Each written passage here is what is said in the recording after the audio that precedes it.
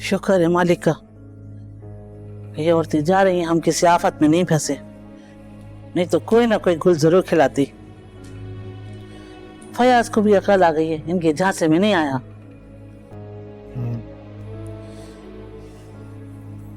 सही जा, सुबह कब तक वापस आ रही? दादी अम्मा, मुझे ऐसा लगता है जैसे मैंने सुमेरा के साथ बेहद ज्यादती कर दी है। अरे नहीं बेटा, ऐसी कोई बात नहीं है। ये मियाँ बीवी के दरमियान ना, ये बच्चा ना ताले का काम करता है कि ऐसा रिश्ता होता है।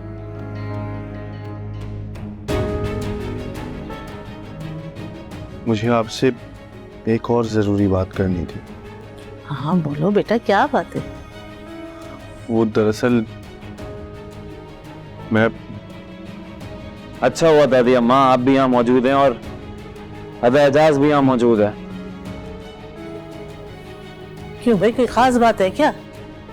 मैंने अदा एजाज से गुजारिश भी की थी और मुंशी से भी कहा था, लेकिन लगता है मेरी बात की कोई अहमियत नहीं है यहाँ पर। अरे क्यों नहीं बेटा, ऐसा कभी नहीं सोचते। क्योंकि मेरे सोचने ना सोचने से किसी को कोई फर्क नहीं पड़ता। बड़ी अम्मा, मुझे भी आपसे सिर्फ यही बात करनी है कि मेरे भाई के दिल में मेरे लिए खलिश आ चुकी है कि इस जायदाद में से जो हिस्सा होगा शायद मैं उससे ज्यादा हिस्सा रख लूंगा। इसीलिए मैं ये सारी जिम्मेदारी आपको सौंपता हूं।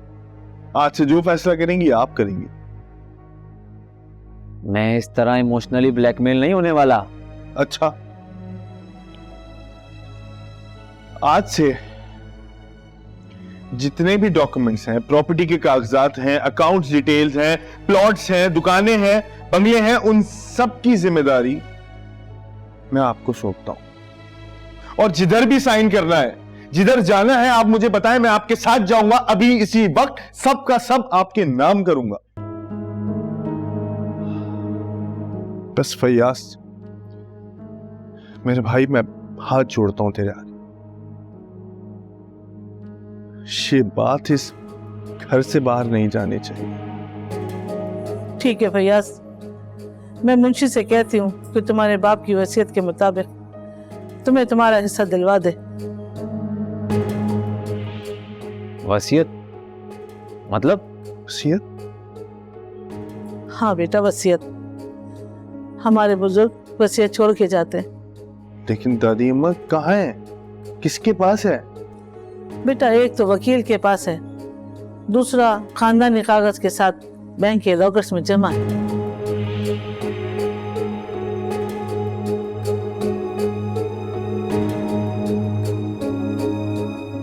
अदा एजाज, मुझे इन झंझटों में डालकर खामखा मेरा टाइम जाया करने की जरूरत नहीं। फिलहाल मुझे मेरी जमीनें दे दें, अब उसको मैं काश्त करूं या मुकाते पर दूं, मेरा मसला है ये। नहीं, इससे पहले तुम्हें शादी करनी पड़ेगी, उसके बाद तुम्हारी जरूरत का सारा हिस्सा मिलता रहेगा। सबको अदा एजाज की पड़ी हुई है, सब मिले हैं इनसे। मैं शमा से क्या कि इसका फौरी शादी का बंदोबस्त करती हूँ। जब ये घर चलाएगा ना तो होश ठिकाने आ जाएंगे इसके। ठीक, बेहतर। नूरा, तुम हर वक्त हवेली में रहती हो, तुम्हें तो उधर का सब कुछ पता होगा। नहीं सोनी, जितनी बड़ी हवेली होती है ना, उसके राज भी इतने ही बड़े होते हैं। अरे मैं खजाने का राज नहीं पूछ रही हूँ। फिर क्या बात है? मुझे पूरी खबर है कि छोटे सरकार फयाज तुम पर बहुत एतबार करते हैं। इसमें क्या है, मैं ना होती तो कोई और होता। हवेलियों में इसी तरह होता है। देख, तू बात को घुमा नहीं। तुम पूछना क्या चाहती हो? मैं ये पूछ रही हूँ कि छोटे सरकार फयाज आखिर हम पर इतना गुस्सा क्यों है? मुझे क्या पता। देख नूरा, ये जो बात है ना, तुम्हारे और छोटे सरकार फयाज के अलावा किसी को भी पता नहीं है। मुझे बताओ। सोनी, तुम हवेली में पड़ा खजाने के बारे में तो नहीं पूछ रही? लेकिन तुम्हारे घर में पड़ा खजाना किसी की आंखों में आ सकता है? क्या मतलब? देखो, पहेलियों में बात मत करो। खजाना, राज, हवेली, क्या कहना चाहती हो? खुलकर बात करो। आजकल हुस्ना नजर नहीं आ रही। वो तो मैं कह गई है। अगर जमीन बचाना चाहती हो तो क्या? इस राज की चाबी हुस्ना के पास है।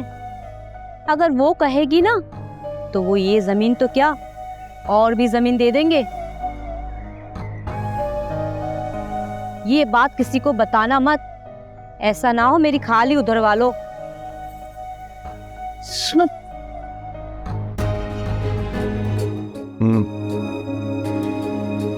मुझे बात करनी है आपसे। और मुझे लगता है हम इस बारे में बात कर चुके हैं। नहीं नहीं, ये वो बात नहीं है। अच्छा, बोलो। आज आप कांजू के घर पे गए थे। वहां क्यों जाऊंगा मैं? मेरा मतलब है हुस्ना के पास गए थे। ये किस तरह के सवाल कर रहे हो तुम? सवाल जैसा भी हो, आप जवाब तो दें। तुम ये सवाल पूछ क्यों रहे हो? मैंने सुना है कि आप हुस्ना के साथ सहरा में मुलाकातें फरमा रहे हैं। माइंड योर लैंग्वेज क़यास। हाँ हाँ, मैं अपनी ज़बान पर और अपने लहजे पर काबू रखूंगा, लेकिन आप भी थोड़ा अपने दिल पर काबू रखें।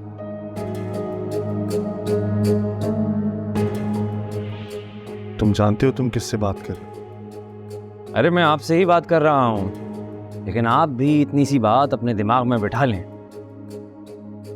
ये बात अच्छी नहीं है कि आप पसंद की शादी होने के बावजूद रेतीले रास्ते नापते फिरें।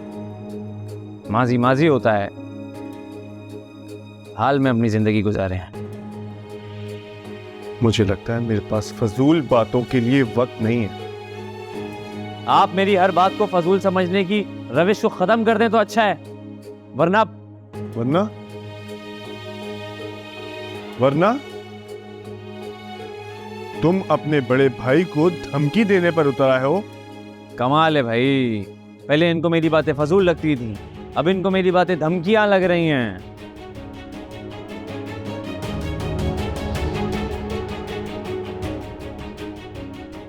क़यास, तुम मुझे बताओ तुम चाहते क्या? ये बातें वही इंसान करता है जिसको सब कुछ पता होता है।